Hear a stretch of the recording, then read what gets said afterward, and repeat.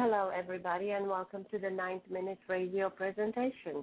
Tonight's show features a conversation about the Star Dial Sky Map and how to prepare for 2012. My name is Raha Zakin. I'm an amateur astronomer and creator of the Star Dial Sky Map. I became interested in astronomy a few years ago when I bought a telescope. Astronomy is one of my favorite hobbies, and I hope you find the star dial as fascinating as I do. It inspired me to write The 9th minute, a novel about December 2012 Mayan cosmogenesis. Do you want to see the 9th minute webpage? Go to my website, 9thminute.com. One tidbit of astronomical information most people seem to know is their sun sign. But few people know what it actually means. Does your horoscope seem a little bit off? Does it seem to be written for someone else? Chances are it is. If you asked 100 people what their sun sign is, most of them will be able to tell you. But the fact is they may not be correct. The Star Dial Sky Map shows the 13 constellations that form the ecliptic. My website, stardial.us, has a demo of the Star Dial Sky Map and interesting information about this topic.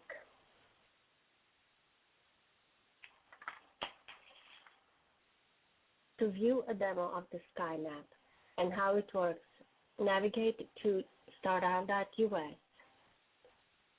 Click on Demo on the right-hand side of the page and use the arrow to find your data first.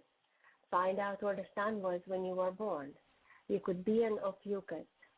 If opposites attract, use the star dial to find your opposite.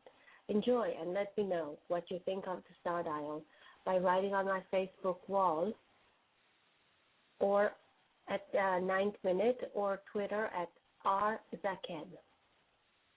When the sun system was set up more than 2,000 years ago, the sun's path was divided into 12 equally spaced signs regardless of the constellation size.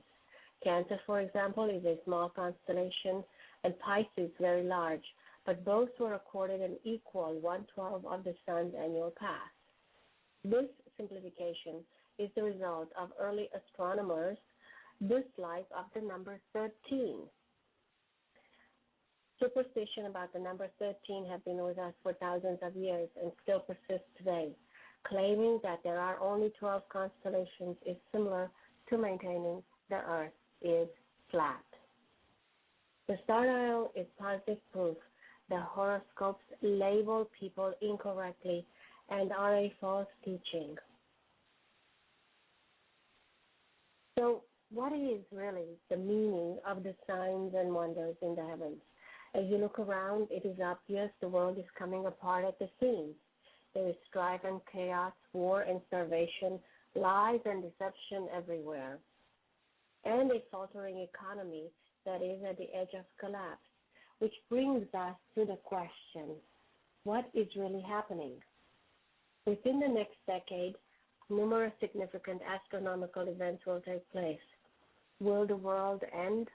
The Mayans considered December 21st, 2012, to be the completion of two major influential cycles of approximately 26,000 years each.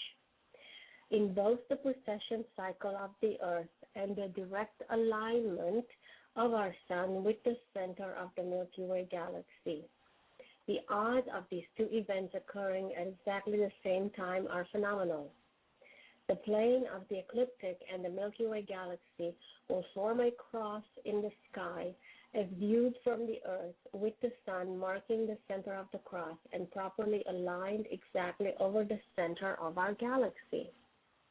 This only happens once every 26,000 years. A small minority of people believe the year 2012 will bring cataclysmic events unequaled in human history. They picture the world being destroyed by fire, pole shifts, tsunamis, losing our sun to the frozen star at the center of our galaxy, and even an alien invasion. But none of that is going to happen. According to mathematics and the science of astronomy, more likely nothing will happen. Nothing. However, because people want something to happen, they will probably make things happen, and very likely unpleasant things. Karl Marx observed that when a theory grips the masses, it becomes a material force. The doctrine of Armageddon has gripped the imagination of several extremely motivated and influential groups, including people in the United States, Israel, and the Muslim world. And the doctrine is quickly becoming an unstoppable force across the world. So how does Armageddon compare with an apocalypse? For they're not the same event. Armageddon is the great consuming war to be fought among the people of the earth. An apocalypse is a natural or supernatural cataclysm expected to come after Armageddon. Trying to oppose a natural catastrophe such as a volcano or earthbound comet is pointless. Armageddon is different. Of all the potential catastrophes, Armageddon is the only one we might have the power to prevent. In the final clash between good and evil, some experts predict 2 to 3 billion people are supposed to perish. This week we had an interesting event in the news. President Obama met with President Medvedev in Seoul, South Korea, and they were talking about nuclear disarmament, anti-ballistic shield systems, and other items associated with defense. And Obama had an open mic moment where he, unaware that one of the Russian reporters was recording the conversation, had an interesting conversation with Medvedev. And so they were discussing anti-ballistic missiles and the shield. And Obama said, this is my last election. After my election, I have more flexibility. And Medvedev then replied, I understand. I will transmit this information to Vladimir. Very spy-like, isn't it? So most of the journalists didn't catch the rest, but one Russian reporter managed to record the rest with his equipment. Obama continued on, and he said, on all these issues, but particularly missile defense, this can be solved, but it's important for him to give me space. And Medvedev then said, yes, I understand your message about space for you. And Obama again reiterated, this is my last election. After my election, I have more flexibility. And Medvedev assured Obama that he will transmit this information to Vladimir. This conversation, of course, went viral the past 24 hours, and people were speculating primarily about what type of space Obama wants from the Russians. We have a caller on line 1. Hello, this is Raha. Who am I speaking with? I can't give you my name because I have people looking for me. Oh. Do you have a name? I can only give you information. I can't tell you who I am because I have to be anonymous. Okay. That's interesting. Thank you for calling my show. Is there something that you would like to discuss? I would like to discuss what you just mentioned about space and the meeting between Obama and Medvedev. The conversation they had in Seoul, South Korea, was, of course, unprecedented because never has an American president appeared to be so open about negotiations concerning missile defense with a Russian president. In other words, we anticipate that these conversations are very rigid and that there's people present there, and these are not the type of conversations where you make deals, in whispered tones. So naturally, people were shocked when they realized that, like any other type of negotiation, missile defense is done just as informally as negotiating for import and exporting textiles.